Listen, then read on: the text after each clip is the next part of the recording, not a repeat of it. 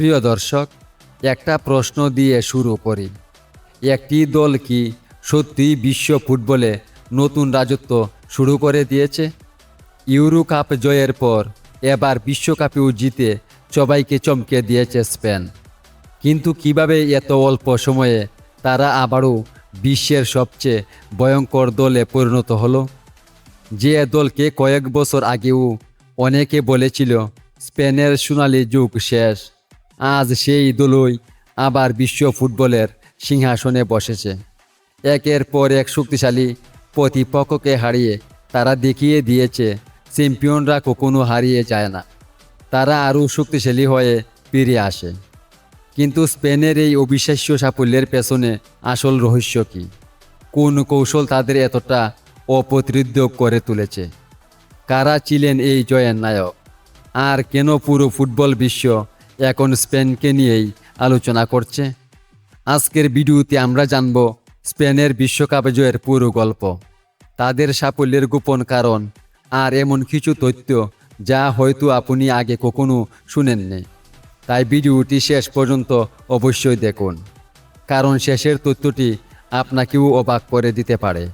প্রিয় দর্শক, ইউরো জয়ের পর এবার বিশ্বকাপও জিতে ইতিহাস গড়েছে স্পেন।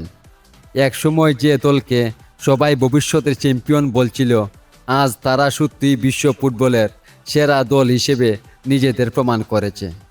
পুরো টুর্নামেন্টে স্পেন খেলেছে দারুণ আত্মবিশ্বাস নিয়ে।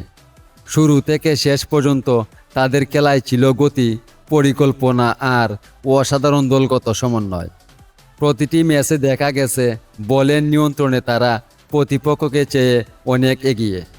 ছোট ছোট পাস, দ্রুত আক্রমণ এবং শক্ত রক্ষণ, সব কিছু মিলিয়ে স্পেন ছিল এক ভয়ঙ্কর প্রতিপক্ষ।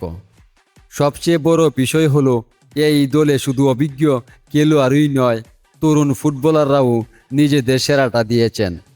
তাদের সাহসী পারফরমেন্স স্পেনকে আবারও শক্তিশালী করেছে। কঠিন ম্যাচেও স্পেন কখনো ভেঙে পড়েনি। শেষ মুহূর্ত পর্যন্ত তারা লড়াই করেছে নিজেদের পরিকল্পনায় অটল থেকে। এই বিশ্বকাপ জয় কোনো ভাগ্যের ফল নয়, বছরের পর বছর কঠোর পরিশ্রম, সঠিক পরিকল্পনা এবং একসঙ্গে খেলা মানসিকতার ফলেই এসেছে এই সাফল্য। ইউরো চ্যাম্পিয়ন হওয়ার পর বিশ্বকাপ জয় স্পেনকে আবারও বিশ্ব ফুটবলের শীর্ষে নিয়ে গেছে। এখন সবাই বলছে এটা হয়তো স্পেনের নতুন স্বর্ণযুগের শুরু। স্পেনের এই সাফল্য শুধু তাদের দেশের জন্য নয়, সারা বিশ্বের ফুটবল প্রেমীদের জন্যও বড় একটি বার্তা। ভালো পরিকল্পনা, ধৈর্য আর দলগত খেলাই শেষ পর্যন্ত জয় এনে দেয়। এখন প্রশ্ন একটাই, স্পেন কি আগামী বছরগুলিতেও এই আধিপত্য ধরে রাখতে পারবে, নাকি অন্য কোনো শক্তিশালী দল তাদের সিংহাসন থেকে নামিয়ে দেবে? আপনার কি মনে হয়? অবশ্যই কমেন্টে আপনার মতামত জানাবেন। প্রিয় দর্শক, এমন আরও বিশ্লেষণ পেতে আমাদের চ্যানেলটি সাবস্ক্রাইব করে রাখুন পরবর্তী ভিডিও দেখার জন্য। সবাইকে ধন্যবাদ।